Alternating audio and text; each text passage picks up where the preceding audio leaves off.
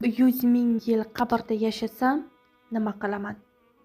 Doktor Ayman Suvet shunday deydi: Men sizga o'zim ko'p foyda topgan va ibodatimga ko'proq e'tibor qaratishimga sabab bo'lgan usulni tavsiya qilaman. Qabr qo'rqinchli, albatta, solih bo'lmaganlar uchun. Men hozir 42 yoshdaman. Dunyo va undagi narsalarni yomon ko'raman. 100 ming yil qabrda yashasam nima qilaman? Tasavvur qilganmisiz? Shunday qilib men shunday boshladim. Men o'laman va mening bo'sh qabrim bor. Qora va butunlay qorong'u. Bu qabrga mebel kerak bo'ladi.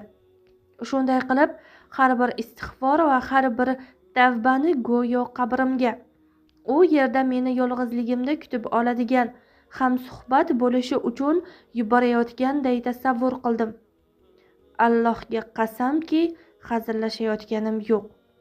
To'liq jihozlash jarayonini boshladim.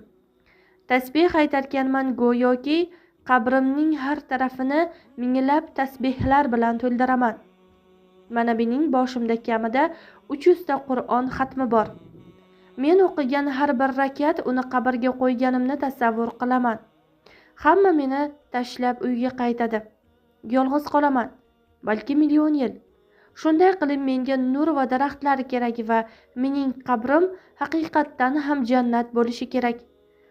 Tasavvur qilamanki, atrofimda havqala, la havla va la quvvata illa billahil aliyyul azim.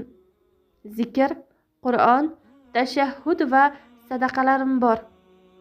U yerda biz ular bilan kulishamiz, suhbatlashamiz. Rasululloh sollallohu alayhi vasallamga aytgan salovatlarim keladi va bizning suhbatimizga qo'shiladi. Hayot qanday ajoyib hayot.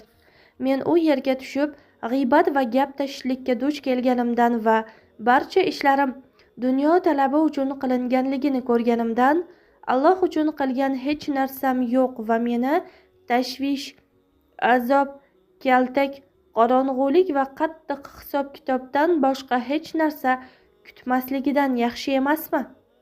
Bugun sizga maslahatim: qabringizni band qiling. Unga sarmoyangizni qo'ying. Ibodatlaringizga qattiq e'tibor bering. Allohga qasamki, qabringizda ham menga rahmat aytasiz. U yerga dunyodan ko'ra ko'proq e'tibor qarating. Hozir siz o'sha oilangiz orasida kiyinib, yeb-ichib, uxlab, xursandchiliklar qilib yurasiz. Sizning barcha talablaringiz muhayyo. Shunga qaramay, ahvolimizni yomon ko'ramiz. Qabr ostida shunday bo'lsa-chi? Shuning uchun har bir tasbihga yaxshi e'tibor bering va unga ayting: mendan oldin u yerga, qabrimga borib turgin. Biz uchrashamiz va sen menga eng zo'r hamsuhbat va eng yaxshi hamroh bo'lasan. Azizlar, xulosa o'zingizdan. Videorolik sizga ma'qul kelgan bo'lsa, iltimos, boshqalar ham manfaatdor bo'lishlari uchun like hamda podpisatsiya tugmachasini bosib qo'yishni unutmang. Alloh barchangizdan rozi bo'lsin.